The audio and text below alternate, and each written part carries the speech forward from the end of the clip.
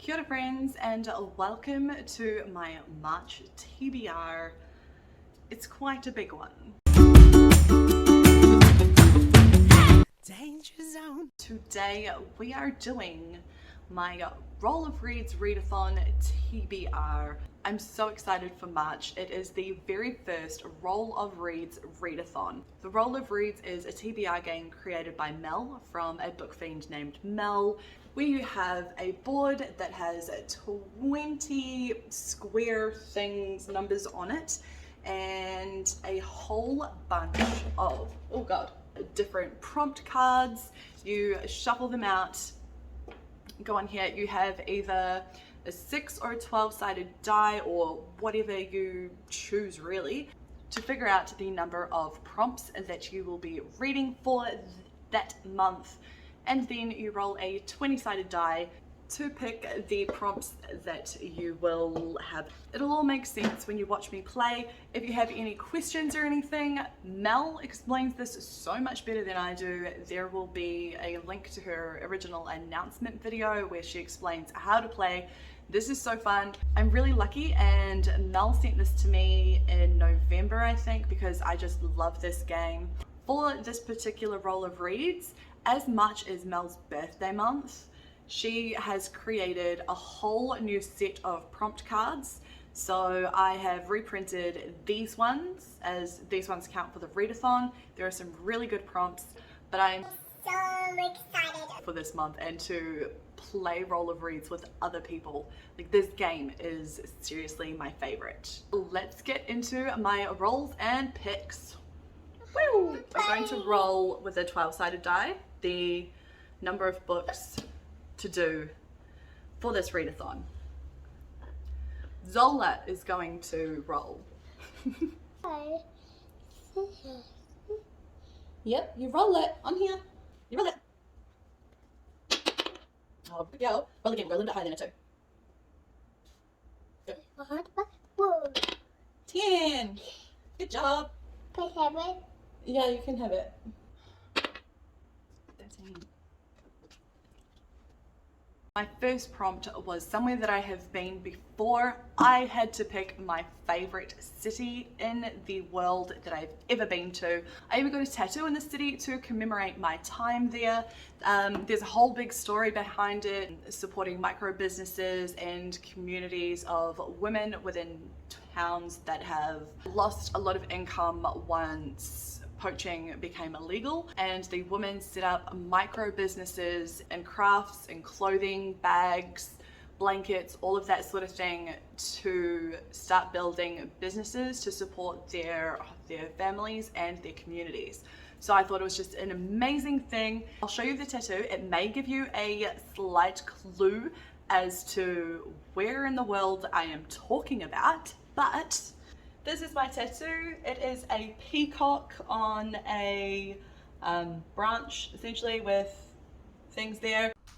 I did want to mention that the reason I got this particular image is because it was one of the images that they used to print on the products that they created at Donk, and I did ask if I could use that as a tattoo, and the women were stoked and were really excited to have something that they created and designed on somebody else's body.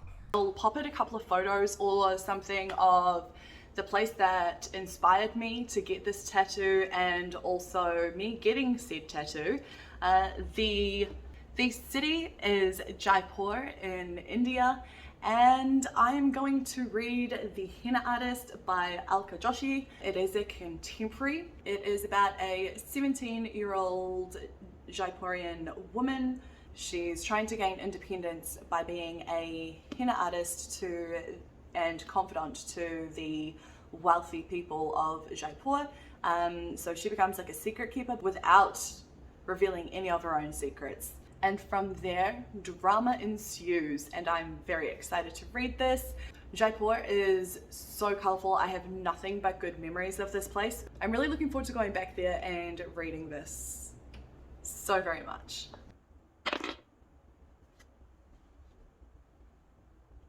I asked Twitter and all my lovely friends on Twitter to recommend me their favorite books for this prompt.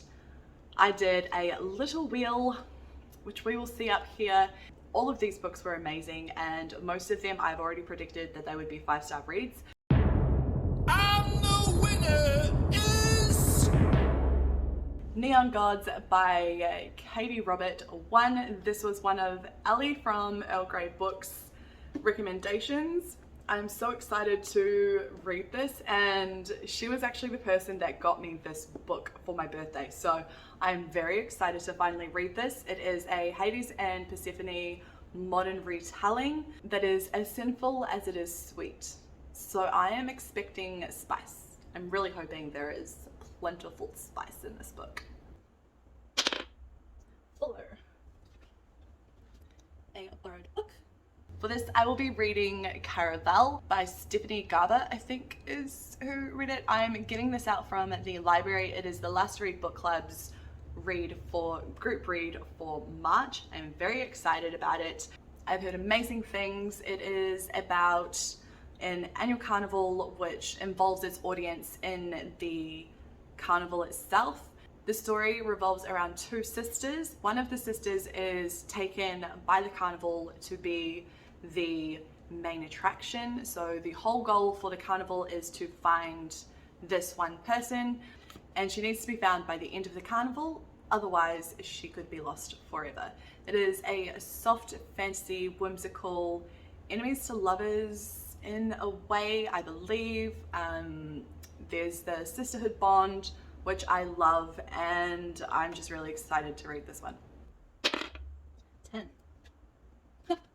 Somewhere you've never been. This, I had so many options for this one, but as I have so many buddy reads and book clubs that I am a part of and already had planned to read for March, I tried to fit in as many as I can. This was no exception, and I chose Priest of Bones by Peter McLean. This is going to be a read-along with Average Joe's Library. The actual read-along is taking place in Ellen's Discord. I will leave a link down below if you want to join us. It has been described as Peaky Blinders. Maybe that's just what hell looks like, eh? No, not according to this holy book right here. It gives a very, very vivid description. You and I are both fucked, mate. And I really enjoyed that show, so I'm hoping to enjoy this book as well. A gang leader returns home from war to find that the city he left is not the city that he's returning to. His criminal empire has been stolen, and his people, the people of Ellenberg, have run out of food, hope, and places to hide. So this is essentially him trying to take back what is his. This is too fun. 6. Mental / physical health rep. This book has been in my TBR so many times in 2021. There really is no excuse, but we're going to add it to another TBR. That is The Crooked Kingdom by Leigh Bardugo. It is the second book in the Six Crows trilogy. We take off pretty much right after the first one, I think. The main character in here has a physical disability, and I remember reading an interview with Leigh Bardugo, and she said that she didn't mean to write Kaz Brecker as her, but she is Kaz Brecker when it comes to his disability and how he is, how he works with it, how he portrays it, everything like that. So this is on my list of the 22 books that I need to read in 2022. So, gonna try and make this one a priority. A translated book. Next we have a translated book. I am going to be reading The Three-Body Problem by Liu.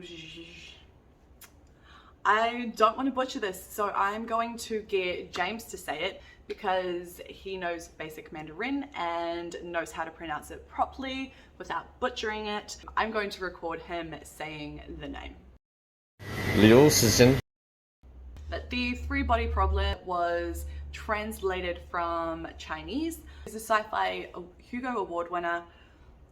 set against the backdrop of China's Cultural Revolution, where a secret military project sends signals into space to establish contact with aliens. So one of my goals for this year, even though I haven't put the video out yet, I need to do that, but that is to read more science fiction, because the last couple of years have been so very heavy in romance and fantasy, or romantasy if you want to put them together, because also that. So I really want to read more science fiction this year, so this is a good way to do that. Yeah. Can I roll this one? We'll take turns. Wait. 7. Oh, inspired by mythology, legend, or folklore. Yes. Yeah. Yeah. Yeah. Not sure if this one is a bit of a stretch, but I'm doing a buddy read on Shelf Space with Charlotte, who is writing it, and that is The Ruin of Kings by Jen Lyons. Similar to Priest of Bones, this actually wasn't on my TBR. Like, it was in my like one-day TBR, but then these buddy reads came up and I was just like, I really want to read them, so they entered into the TBR. And because they are group read-alongs, then the likelihood of me reading them has increased like 1,000-fold. So it is a pretty decent chunky book. Oh, look at that flop. So the reason why I thought it might have been a stretch is because it's not really based on any clear mythology, but there are dragons in here. There is some talk of demons and gods as well, which I kind of guess comes into mythology. I'm going to say it counts until Mel tells me otherwise, but I think it counts. There's dragons. There's dragons and demons and gods, so yes. This is an epic fantasy following Kieran, a part-time bard apprentice, a part-time thief. One raid goes wrong and gets him marked by a demon. This draws the attention of royalty and they claim him as their own. From there, he gets swept up in all of the political politics, and everyone from gods, demons, and dragons are trying to use him as a pawn. I'm very excited to see how this goes. I've heard that the writing either is for you or it isn't, so I'm really hoping that it is for me. No. You roll it. Where is the pie? The fish. Yep, you roll it, baby. We have 15. Oh, hang on. We need to put that back. A beautiful cover. Beautiful cover. I just could not go past Conqueror's Blood by Zamil Akhtar. I read the first book in this series in July for the Indie Accords, and I absolutely loved it. Gunmetal Gods, just absolutely loved it. It was a 5-star read from me. It's a fast-paced, grim dark, full of political intrigue and plot and action and brutality and just very ambiguously moral people. They're all flawed. It's just brilliant, and it has been likened to Game of Thrones with the Crusades set in the Middle East, and it is a perfect description of that, I believe. This is the second book. I am reading this along with Steve from Steve Talks Books and Taylor from Taylor Made. I think P.L. Clark is joining us as well. We did have an author chat at the end of last month with Zamil. He's just a really lovely guy, and we had so much fun that we decided to do it again. So we're doing the author live chat of the second book, and I think it's on the 14th. I will correct myself, but we're doing it on the 14th on Steve's channel again. It's 11 p.m. my time, so that would be midnight the rest of Australia. Not sure any other time zone, but I will put the link down below and also the link for the forum as well. 5. 8. Good read. Next we have a mood read. I'm very excited about this. This is kind of like a free card. I'm not going to pick exactly what I'm going to read, but I'm thinking I will probably read A Dead Gin in Cairo by Peter Jelly. What? As the title fits in with the buzzword for March, which is a place. It's like a state, a city. I think you could like stretch it from there, but I'm going to use Cairo because it is a city and I've wanted to read this book for so long. I do own the ebook version, so I'm gonna read it. Yeah, I didn't write down what it was about. I just remember adding it to my TBR and being like, I can't wait to read this. And it's super short as well, so I'm hoping to maybe just smash it out at the start, so then I've at least read one book in the first couple of days and I can feel like I've achieved something with my month. Is that a 9? You sure the 9? Yeah. Okay. How many fingers? Randomize a country pick. Ooh. I went through all of the books that I have that are from authors of all the different countries. I didn't add Australia, I didn't add America, Canada, or the UK. I put in everything else though that I was aware of. If the author was born in a different country but currently lives in America, I let that count. If they were born and raised in America but the heritage is from somewhere else, I didn't count that. Essentially, if their wiki page said that they were American, I didn't include it. For this, my very last roll, I spun the wheel, as you will be able to see, and I got the Philippines. So for this, I will be reading The Heart Forger by Rinch Peko, in which Tia is a necromancer and brings her brother back from the dead by accident. In this one, it is all about revenge. We do know some things that have happened. We just don't know how they came to be that way, and I'm really looking forward to seeing what happens next. The one thing that I really did like about Bone Witch is, one, the writing style, and it's just so easy to read. The second was the dual timeline between past and present. The two almost completely different people who Tia was and becomes. So I'm really interested to get to the rest of the story and see how she came to be there, what has happened, and keep going forward to see what is going on with these Deva, and oh my gosh. So those are my roll of reads. I do have another one book that I will be reading in the month of March, and that is Of Gods and Monsters by Laini Taylor. I am so excited to knock another series off my TBR. This series is part of the read along we're doing in Vish by Books of Thieves Discord. Again, I'll leave a link down below. Vish also has a Patreon that is so super cool. We just watched 3 episodes of Supernatural together. As part of her Patreon, we do movie nights, so it's just so fun.